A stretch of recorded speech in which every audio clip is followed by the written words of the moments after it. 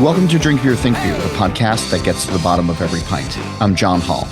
It's a bit of a departure on the show this week, as we're talking about spirits with a longtime beverage writer, Aaron Goldfarb. He has a new book out, Dusty Booze, In Search of Vintage Spirits. From where to find them, what they taste like, and who's buying, we get into it all. First, please go visit allaboutbeer.com. There you can find original articles, reviews, news, insights, and podcasts. You can listen to shows like Brewer to Brewer and the All About Beer podcast simply by searching All About Beer wherever you listen to shows. Don't forget, you can follow All About Beer on Instagram, Threads, X, and Facebook at All About Beer.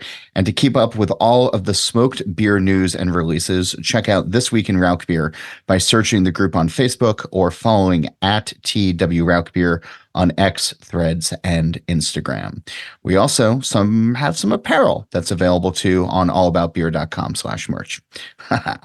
This show and all of the work we do, it's supported by you. Please go visit patreon.com/allaboutbeer.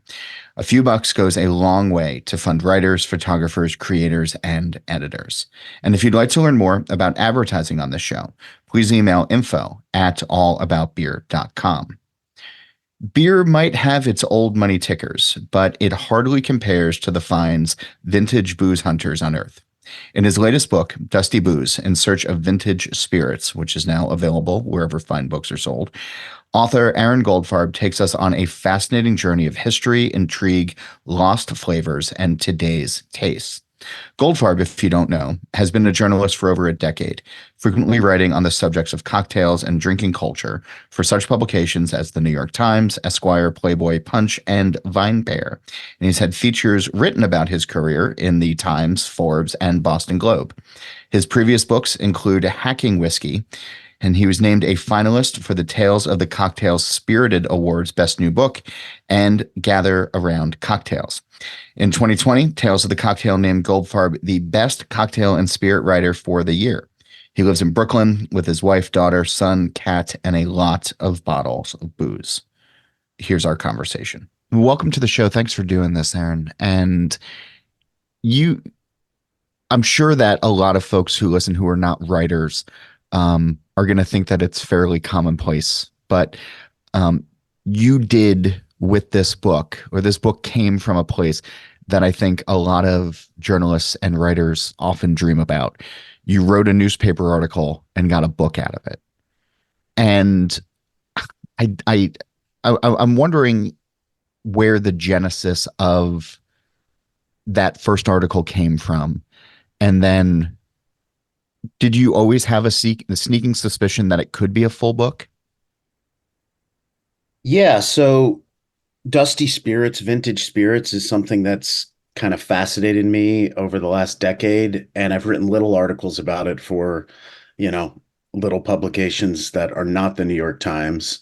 I don't know if I'd become the go-to guy to write about vintage spirits. Just not a lot of other people were actually writing about it, and it interested me in a way it didn't interest a lot of writers, which I find is a lot of my stories.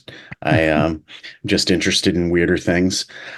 And even from years back, I thought, wow, if someone really had the knowledge and put in the time and effort, I think a vintage spirits book could be an incredible both reference and something to read. But I didn't think I had the ability and knowledge several years ago. Yeah. And I'm not sure, like most writers, I was a little lazy and I knew it'd be a Herculean task. So I was trying to talk myself out of having to work. So then early in 2020, this guy reaches out to me on Instagram, Kevin Langdon Ackerman. He goes by the Debonair Bourbonaire. And, That's I funny. guess, That's why I'm Debonair Bourbonaire 12, because because him and then the 10 Yeah. others got in front of me. Yeah. Yeah. So I guess that decade of writing kind of these little dusty bourbon stories, vintage bourbon stories, had kind of made me the one person to go to when there was finally a massive vintage bourbon story. And that story was that he had got a tip that the legendary Hollywood director Cecil B. DeMille's booze collection from, post-prohibition 30s and 40s, had been uncovered in north of Los Angeles. And he, pushed his breakfast aside, got in his car, and sped, 30 miles north of Los Angeles to this town where millionaires of the past and maybe the present live. And he, this a new owner had acquired the property and didn't want all this old bourbon and rum in his basement. And This stuff mucking about. Yeah. yeah, dusty bottles. And Kevin cleared him out for a fair price, I'm sure.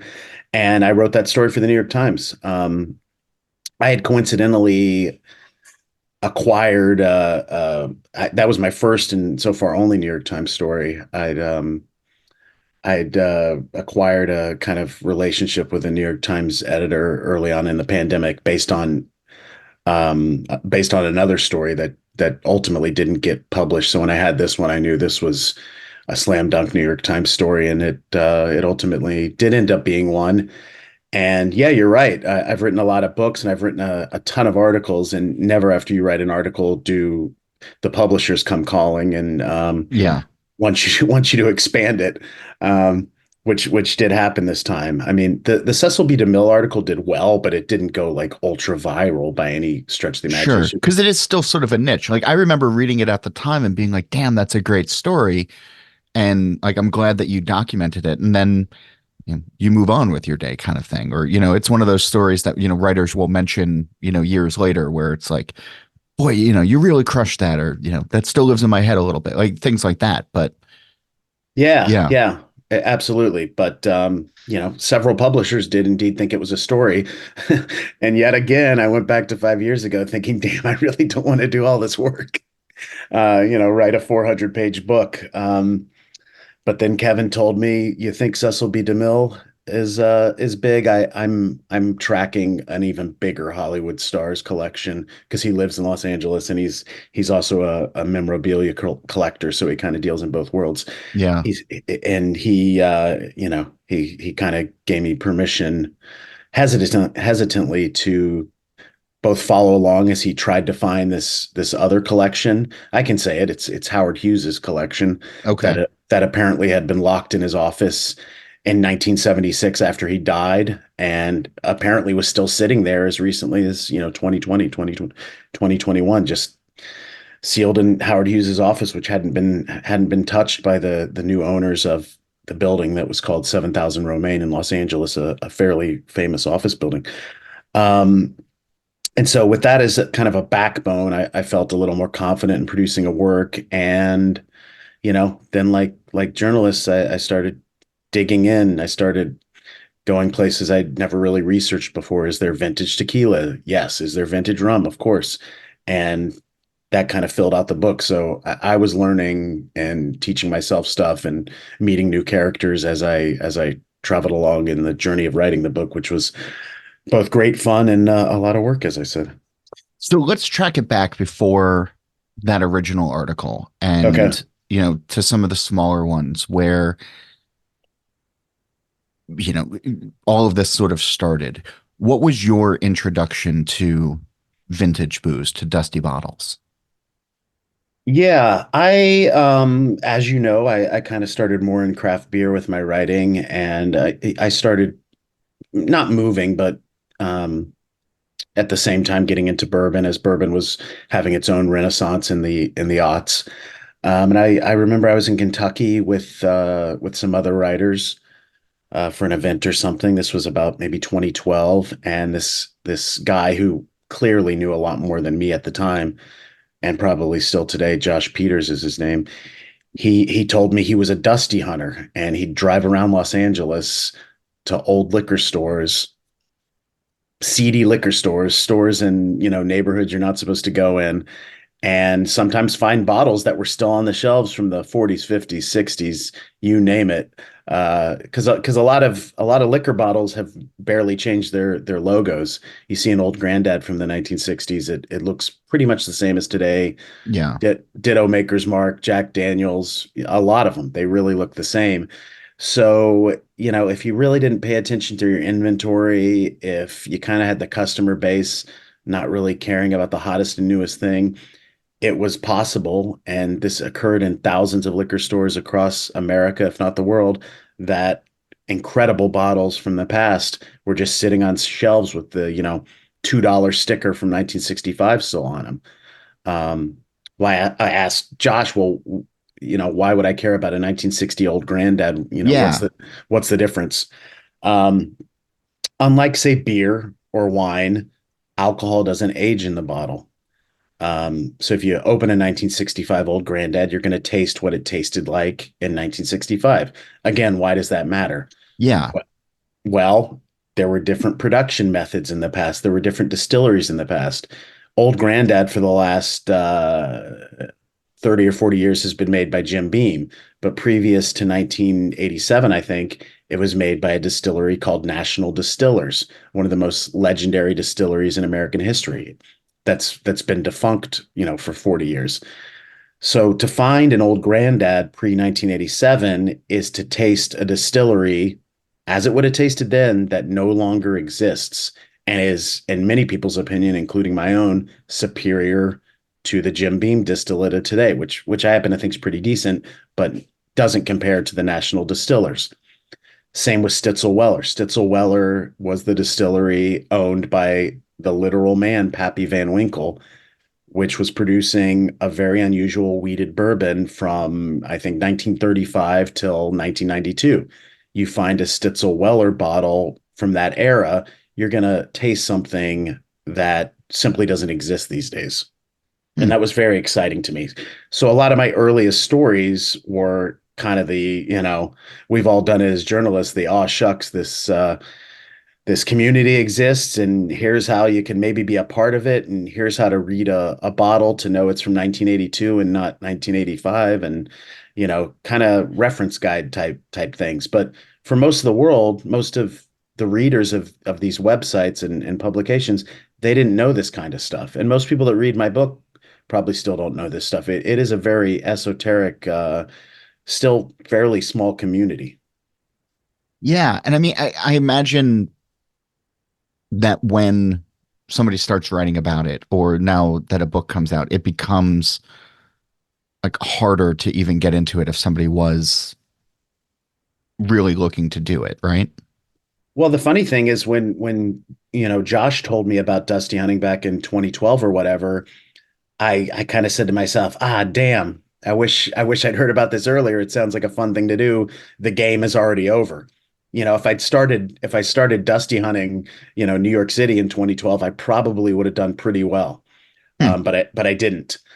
But yeah, with anything in these niche communities, there's the fear that once you publicize it, you're ruining their little community. You're getting these kind of neophytes all of a sudden walking around asking, "Oh, do you have any, National Distillers Old Granddad in the back?" You're Right. you're you're And you're once you're starting to ask the clerks, then all of a sudden the game is over. Yeah. right. You're alerting them that $2 bottle they've been trying to sell for 50 years is actually a $500 bottle or $1,000 bottle. Um, I'm not sure that has happened. By now, so many stories have been written. Again, I'm sorry, many by me, that if a clerk does have an old bottle, they can quickly Google it and maybe figure some things out. But incredible scores are happening all the time, just like that Cecil B. DeMille score. So it's a lot harder to ruin hobbies, especially drinking hobbies, than people think journalists have the power to do, unfortunately. Yeah. So,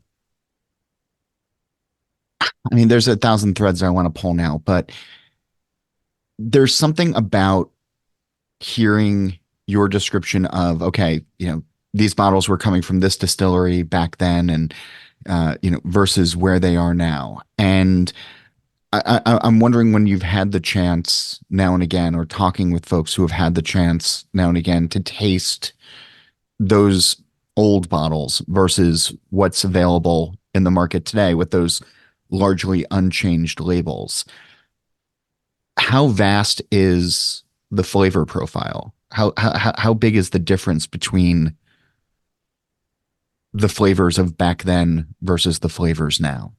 Well, the thing about bourbon is it's, been codified into American law since 1897 how it has to be made. Has to be predominantly corn, has to be aged in new charred oak barrels, et cetera, et cetera. So with such strict regulations for, over 130 years, there's not going to be as vast of difference as say old tequila or old rum, Yeah. where it's kind of more a wild west of what you can do. Um, and tequila, of course, is using produce agave, which has changed rapidly over the last 40 years due to the American love affair with tequila. So I wouldn't necessarily say it's vast.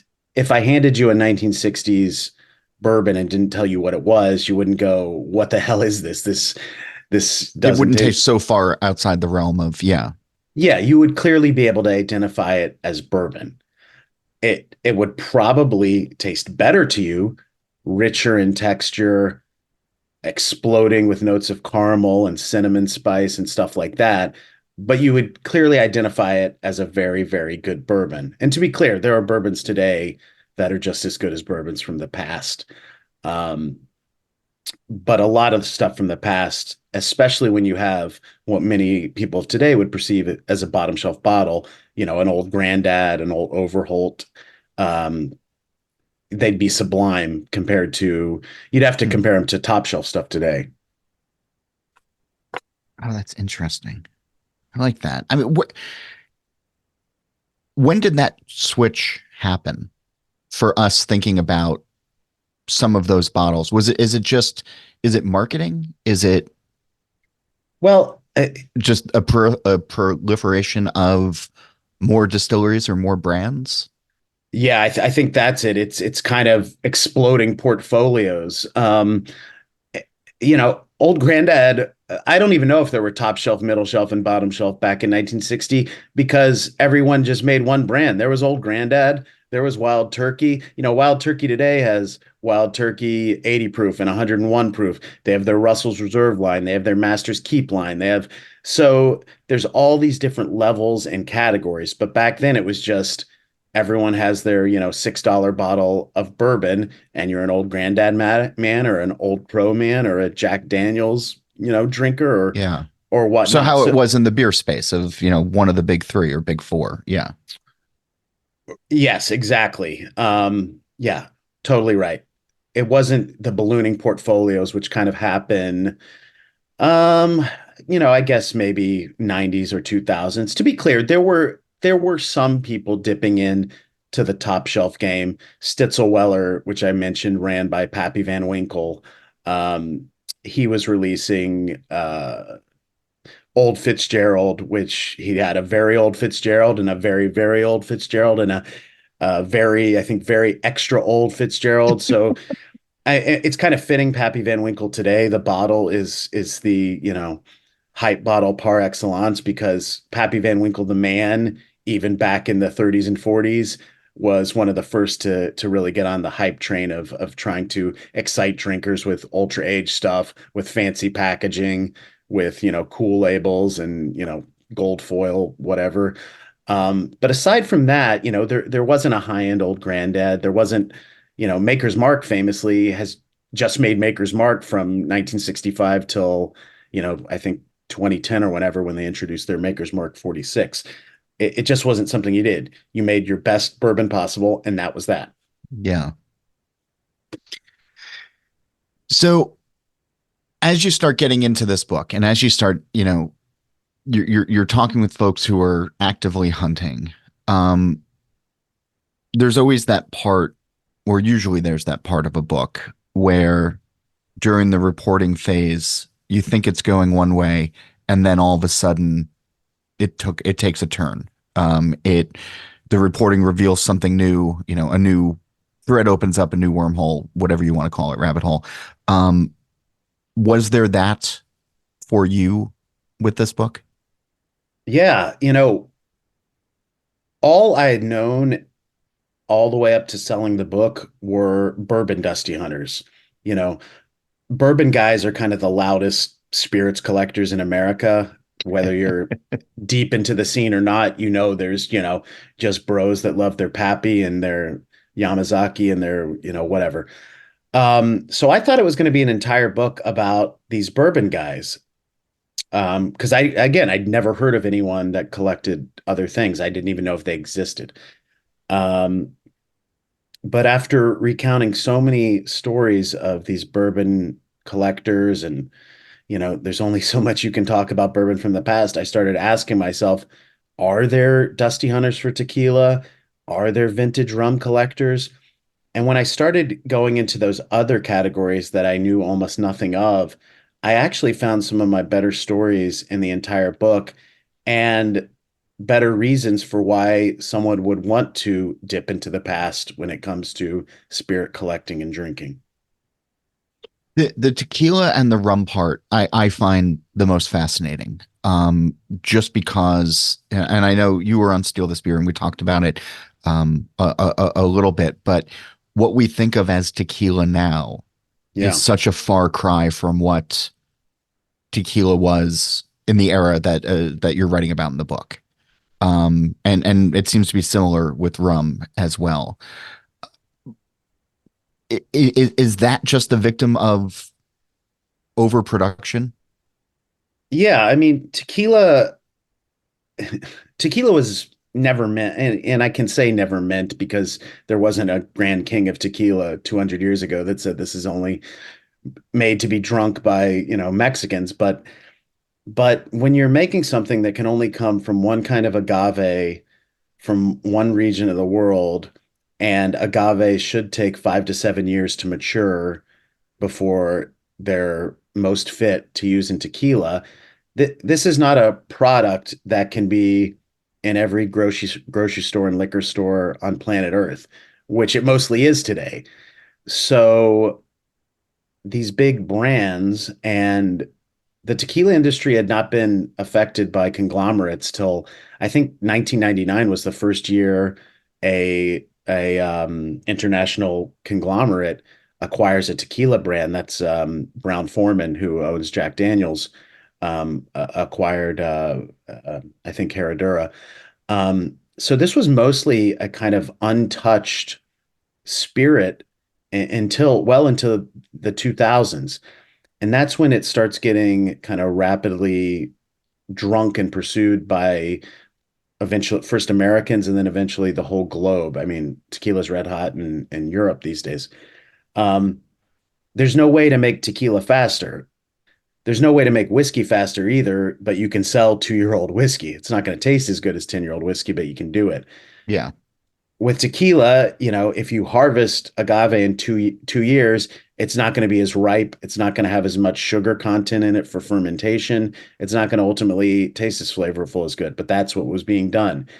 You know, if it's not cooked in a in-ground earthen oven, it's not going to taste as good as if you rapidly cook it. You think about, braising meats compared to, cooking in the microwave or whatever. So all these little steps conglomerates started introducing to once great brands to speed up the process and get bottles out the door as quick as possible.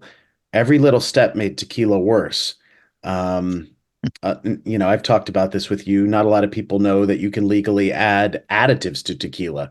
You can add vanilla flavoring. You can add oak extract to make something taste more barrel aged than it is. You can add glycerin, which is a thing that adds mouthfeel. It adds a thickness and a richness. All these phony things can be added to cover up poorly harvested tequila, poorly produced tequila, and tequila that is either flavorless or not particularly good. So when a lot of people say, I love Casamigos, they don't really love tequila. They love the vanilla flavoring that's covering up, presumably, the not so tasty tequila underneath, and then Yeah. put in a Casamigos bottle and promoted by George Clooney. I mean, I know this doesn't necessarily play into the book, but I'm sort of fascinated about this. Yeah. And maybe it does play into the book, but the idea of then those properly made, properly distilled tequilas of all those years ago versus, what you just described with, Casamigos, right? Um, by and large, do consume like today's consumers care? I mean, I think about, how Cinco de Mayo has just become like a drinking holiday, Yeah. weirdly.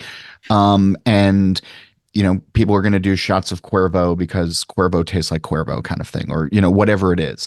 And it's not necessarily a beverage that has even been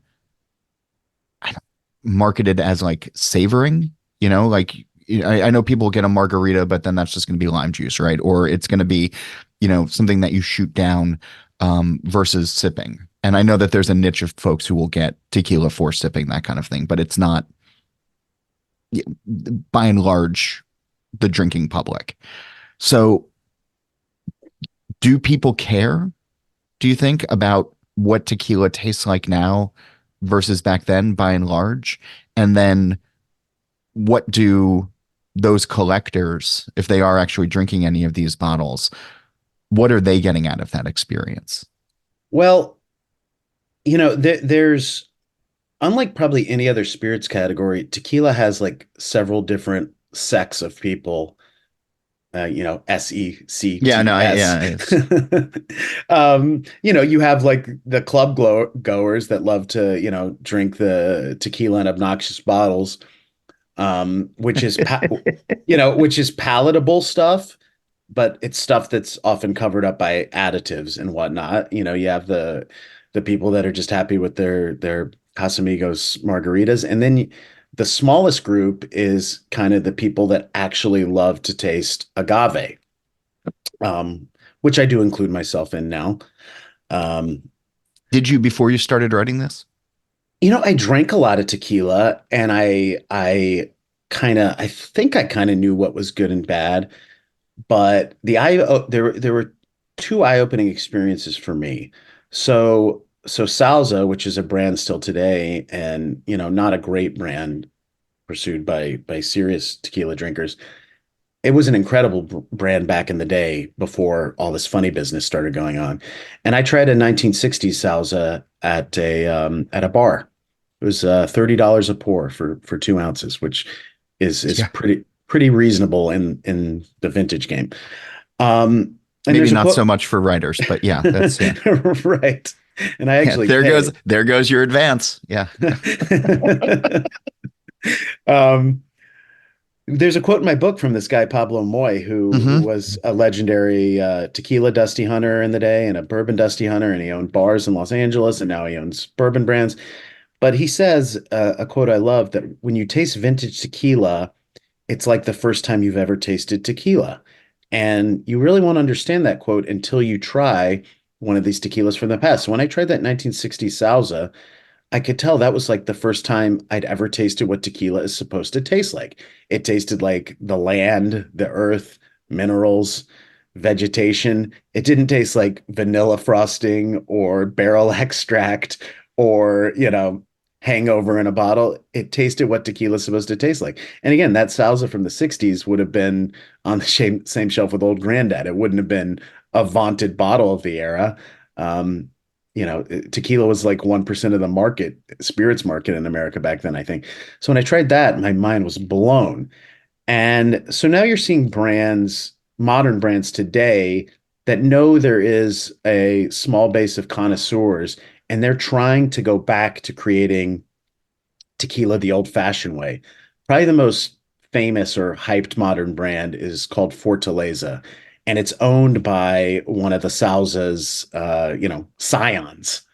Um, and he kind of, loathes the fact that, his family's great name has kind of been perverted. So he is making tequila the way his forebears used to make it, and it's incredible stuff. Unfortunately, it's become also incredibly hyped and hard to find these I was days. gonna But say, yeah.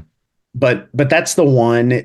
If you taste it, especially the Blanco or the still strength Blanco, which just comes off the still and is bottled, that's what, for the most part, vintage tequila would taste like.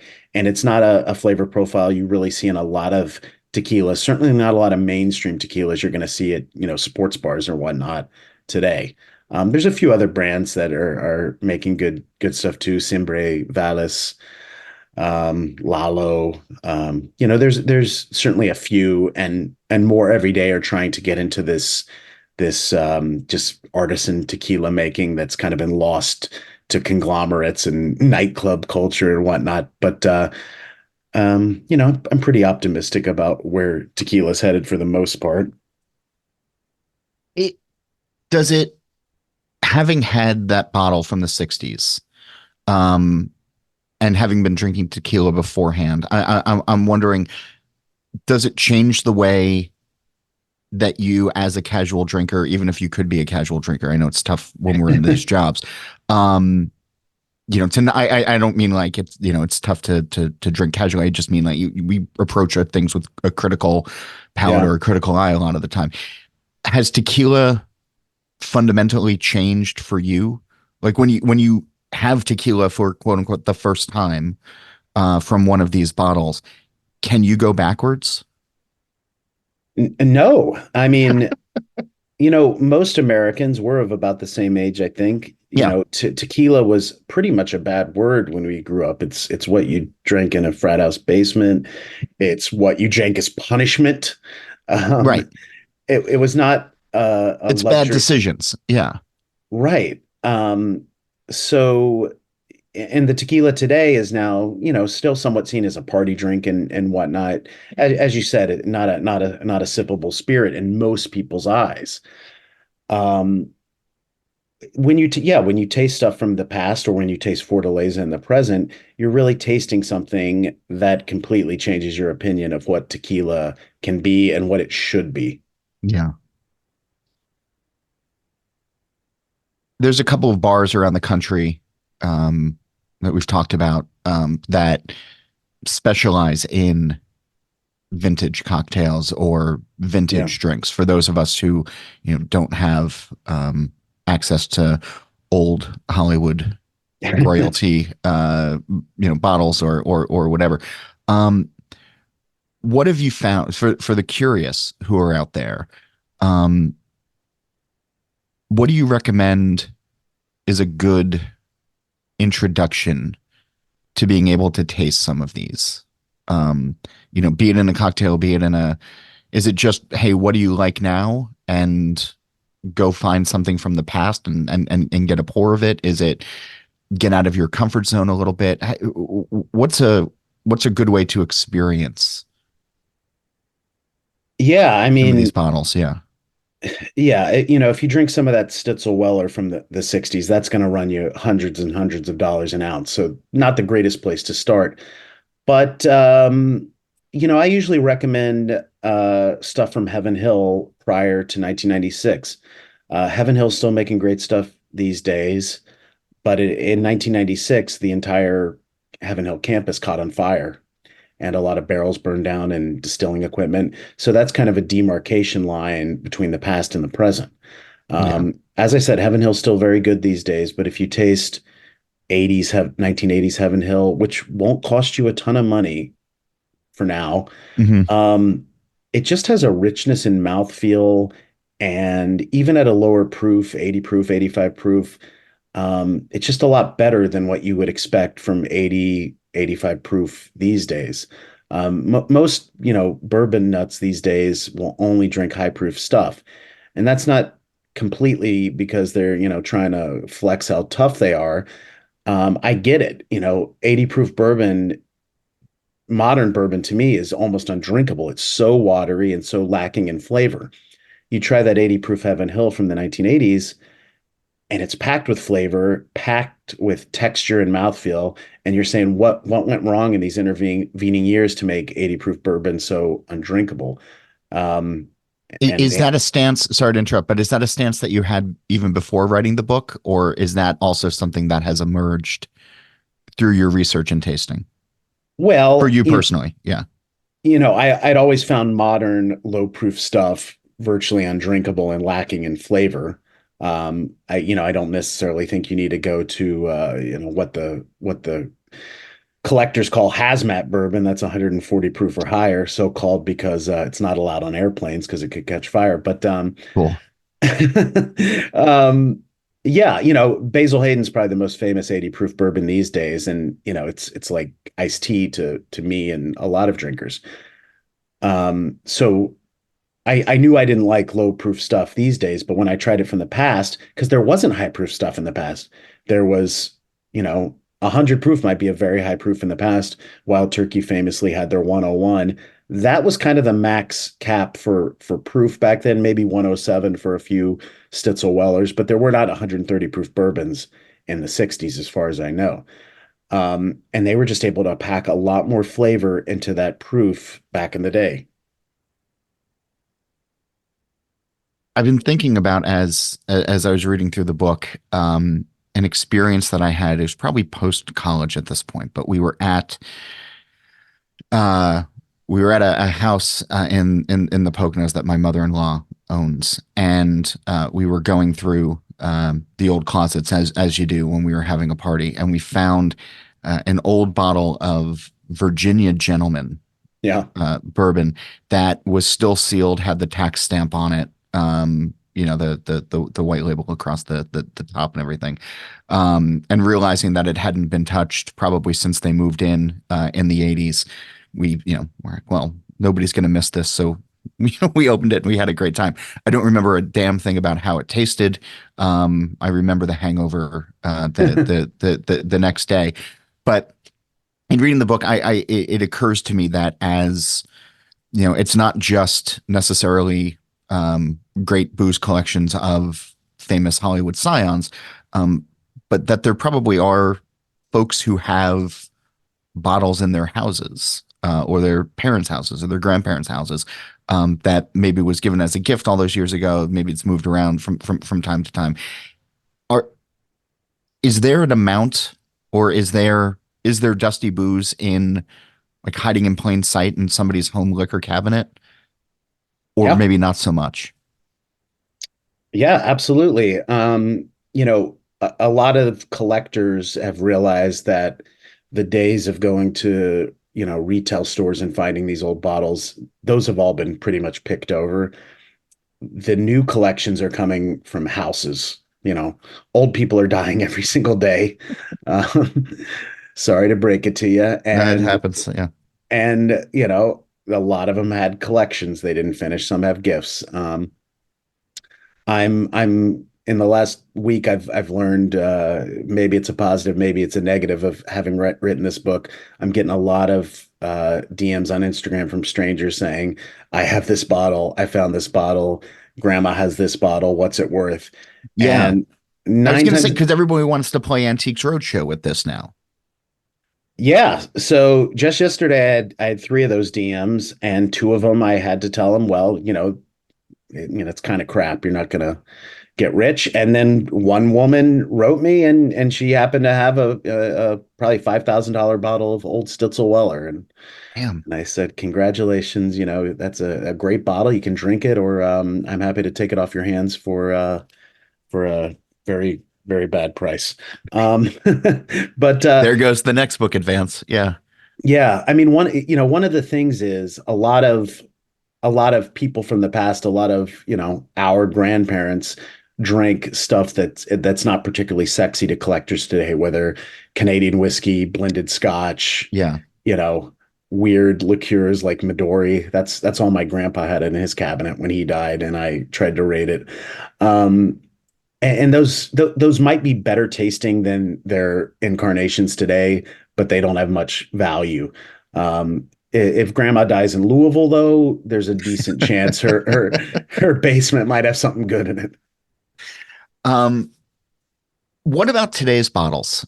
Is there, because I imagine at this point, right, somebody reads this book and says, okay, well, what if I go and get, tequila from today, or Yeah. I get rum from today, even after you've explained what these taste like, how these are made. And I'm going to put them down in the basement, and then 60 years from now, when my grandkids find them, this is going to, help them buy their first condo on the moon, like whatever the fuck it is. Like, is there a market for stashing stuff away now? I mean, I'd probably say it's a better game plan to just buy some crypto with a weird name, but Um, we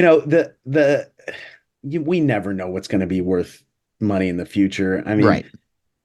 I've recounted this story before, and it's in the book. It still blows my mind that in 1987, Jim Beam paid, I think, $550 million to National Distillers, which I've mentioned before, Yeah. to take peach schnapps off their hands because peach schnapps was the hottest thing in 1987. And tossed in on that deal was Old Granddad, Old Crow, Old Taylor, and Old Overholt, which no one on planet Earth was drinking in 1987. Well, that's like trading for this shortstop you think's great, and they, throw in Cal Ripken as an extra and think he's a bum. Right. Um, they made an incredible deal, and they just didn't know why they made an incredible deal. So, who the hell knows what people are going to drink in 20 years? Bourbon might be headed towards another glut. No one might care about bourbon in 20 years, and we might be kicking ourselves for not having acquired more, more of those fireballs at the register at 7-Eleven. Maybe those will be worth a lot of money. The plastic Yeah, bottles. malt-based Um, fireball. I wanted to ask as well, just to sort of go back to the beginning as well. Is there a reason that Los Angeles or California was such a hotbed or features so prominently I, in this I've had, story? I've asked myself that so many times, and I don't know whether it's because it's the biggest state with the most major cities and the most expanses and probably the most miles of road to drive on and the most, we could dare say the most kooks to that would want to actually spend all day driving around looking for, weird tequilas from the past. I don't know. I've asked myself that question, why I meet so many dusty hunters, both in bourbon and tequila and even other things that are based in California. I really don't know the answer. Besides that it's the biggest state with all those reasons I mentioned. I really don't know. Yeah. Um, in the acknowledgments of your book, you dedicate it to the memory of Randy Baker, who you say was your favorite high school English teacher. Oh wow. Can Yeah. you tell me about Randy Baker? That's a deep cut from the book. Wow. Okay. I Yeah, didn't read, think anyone you was going know, to read that. everybody should read the acknowledgments. Check if they made it. Well, clearly, yeah. I knew I Yeah. wasn't going to be in this one, but yeah. Even No, though you, I like it when people reference teachers, and yeah, especially teachers that had a formidable impact on a writer's career. yeah, he was I guess he was my AP English teacher. Was it junior year or senior year? I can't remember. It's probably junior year because no one pays attention senior year. No, No, a lot of people disliked him. He was kind of an odd man with a dark sense of humor. He loved to loudly read Canterbury Tales, especially the most bawdy tales like The Wife of Bath Tale. right. I'll let people Google that themselves. Yeah, this is, I mean, like we let a lot of things go on this show. I'm not gonna, yeah, Yeah. He was just kind of one of those people that seemed too smart, and I'm not trying to be offensive here, to just to be teaching high school English. right. He Be taught hanging out like with, yeah, trying to he taught like a 16-year-olds. Yeah, professor. Yeah, he taught like a professor, and he pushed people to do things. And as I said, a lot of people disliked him because he was odd and demanding and offbeat. But I just thought he was the funniest, brightest guy. And yeah, he died of brain cancer while I was writing the acknowledgement. So that's a great way to get in him. yeah. It's I feel like there are these teachers that a lot of writers have along the way that if we recognize them in the moment or not, are often sitting on our shoulders while we're writing. If it's, our eagerness to, you know, please them or make them happy or, Yeah. to justify the time that they spent on us.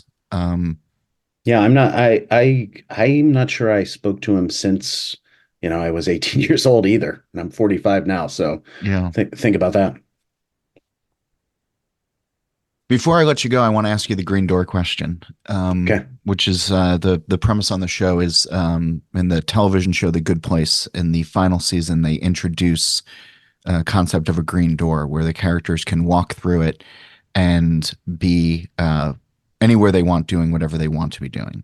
And this is the beer centric show, so I'm going to ask you the beer question. But if we had a green door on our plane of existence and this conversation ended and you could walk through it and be at any pub or any brewery anywhere in the world, where would you want to go?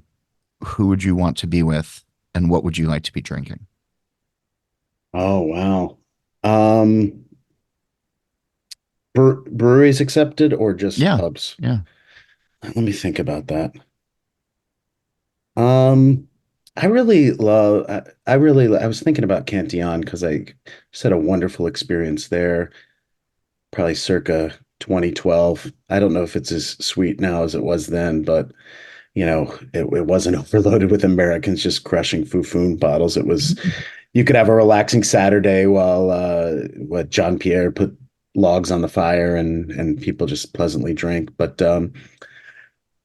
I think I'm gonna pick Mache in Rome. Have you been there, John? I have not. It's got a longer name that I always forget. That's like 10 words and means something in Italian, but you can call it Mache, M-A space C-H-E-A. It's this minuscule bar.